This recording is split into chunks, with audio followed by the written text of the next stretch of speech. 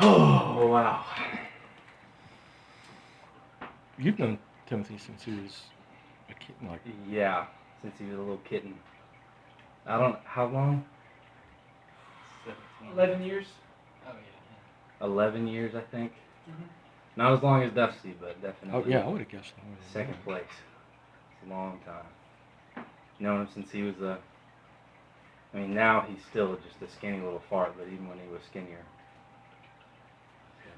And Do you see any of his younger self in who he is now? all the time. All the time. Put it in a full sentence. I mean, like every time he,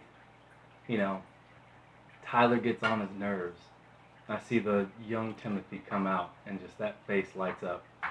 Cracks me up every time. And just whenever he gets excited about something, I just see him, just that exuberant Timothy, I guess you could say, comes out.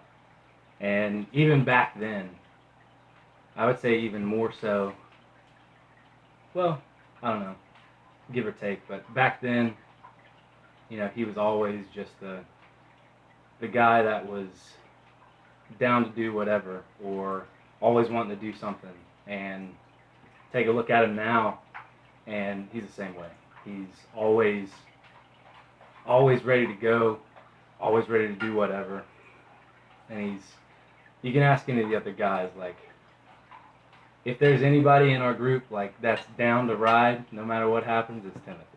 Like, whether that's a fight, whether that's a good time or a bad time or whatever. however you're gonna roll. He's ready to go. And that's one thing I loved about him, is just the fact that no matter what's going on, he's always there to be a bro for you. That's something I've always cherished about him. So yeah, that's a good thing about him, I guess. Story, Yeah, I think I got 2 stories. please. Well, Timothy used to work at Little Caesars, and I didn't really like it because, well, it was nice because he would give us free pizza or whatever like that, but whenever I knew he was working and everybody was hanging out at my house, I would kind of hate it whenever they would say, yeah, Timothy's coming over after work, because for some reason, every time he left that shop, he smelled like the dirtiest piece of pepperoni you've ever smelled in your life. Like, it just seemed like it was like coming out of his pores. And to think that was gonna have to be all over my couch, like stinking it up, I dreaded it. And there was one time I had tons of people over for a pool party or something like that, and there were some people there that he hadn't met before or whatever like that. And everybody was hanging out, having a good time. Music was going. Everybody was in the pool. And Timothy comes in right after work. I think he even still had his work pants on. And I was introducing him to everybody. And one girl comes up to me and she's like, "So, is that Timothy guy?" And I was like, "Yeah, he's a pretty cool guy." And she goes, "I don't know, he's kind of weird."